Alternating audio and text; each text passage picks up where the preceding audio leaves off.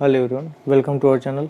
आज हम देखेंगे एक्सरसाइज 6.2 त्रिभुज ट्रायंगल और इसका क्वेश्चन नंबर 3 है कि समलंब चतुर्भुज ABCD जिसमें AB पैरेलल है DC के विकर्ण AC और BD परस्पर बिंदु O पर प्रतिच्छेद करते हैं। दो समरूप त्रिभुजों की समरूपता कसौटी का प्रयोग करते हुए दर्शाइए कि OA/OC = OB/OD होना चाहिए।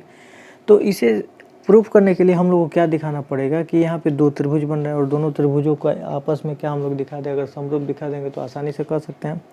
अब यहाँ त्रिभुज हम देख रहे हैं कि देखिए AO और OC में दिखाना है, इसका मतलब दो त्रिभुज की अलग अलग भुजाएं हैं, ठीक है। तो OA और OC, तो हम लोग देख रहे हैं कि OA इस त्रिभुज ABO या फिर AOB में है, ठीक है। तो लिख लेंगे, यहाँ से हमको दो त्रिभुज दिख रहे हैं तो लिखेंगे त्रिभुज AOB तथा दूसरा त्रिभुज बन रहा है DOC, तो लिख लेंगे त्रिभुज DOC में।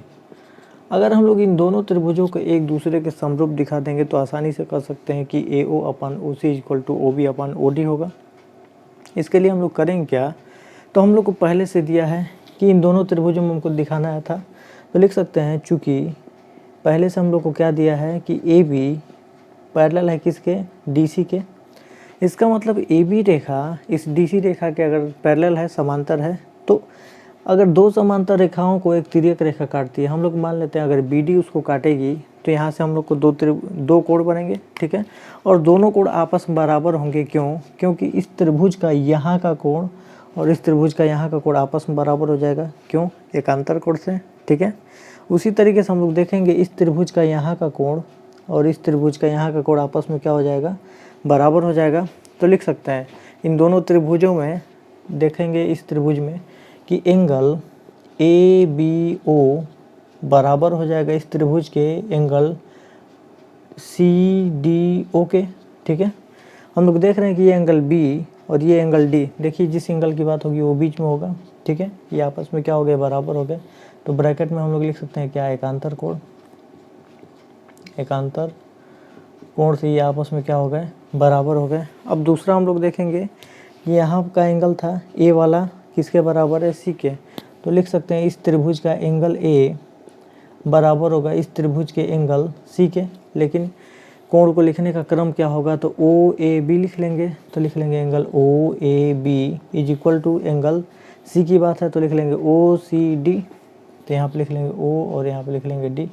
ये क्यों बराबर है, तो ये भी लिख लेंगे कि एकांतर कोण से ये भी आपस में क्या हो गए, बराबर हो गए। अब हम लोग ध्यान देंगे कि यहाँ का एंगल और यहाँ का एंगल आपस में क्या हो जाएगा, बराबर हो जाएगा। क्यों? क्योंकि ये शीर्षाभिमुख कोण है और शीर्षाभिमुख कोण है, इसलिए यहाँ का कोण आपस में बराबर हो गया। इसका नाम था O। तो लिख सकते हैं एंगल AOB बराबर होगा इस ट्रायंगल के एंगल DOC के। अब इस एंगल O की बात हो रही थी, लिख लेंगे ये क्यों बराबर है, तो लिखेंगे शीर्षाभिमुख कोण। शीर्षाभिमुख कोण से ये दोनों कोण आपस में क्या हो गए, बराबर हो गए।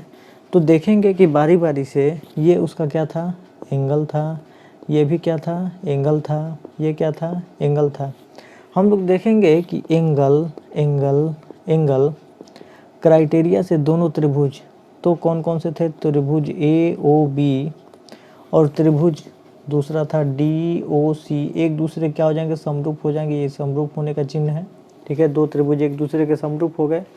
तो हम लोग थ्योरम पढ़ के आए हैं कि यदि दो त्रिभुज एक दूसरे के समरूप हैं तो उनकी संगत भुजाओं का अनुपात सदैव आपस में क्या होता है, बराबर होता है। इसका मतलब हम लोग देखेंगे इस त्रिभुज का AO लिख देते हैं इसको, तो इस त्रिभुज का AO और इस त्रिभुज का OC का अगर अनुपात निकालें तो दूसरे त्रिभुज के लिए OB और इस त्रिभुज के लिए OD ये आपस में क्या होंगे, बराबर होंगे। क्यों? क्योंकि हम लोग जानते हैं कि जब दो त्रिभुज एक दूसरे के समरूप होते हैं तो उनकी संगत भुजाओं का अनुपात आपस में क्या हो जाता है, बराबर हो जाता है। तो इस तरीके से हमने इसको दर्शा लिया और यही क्या हो जाएगा उसका आंसर। अब चलते हैं क्वेश्चन नंबर 4 पे।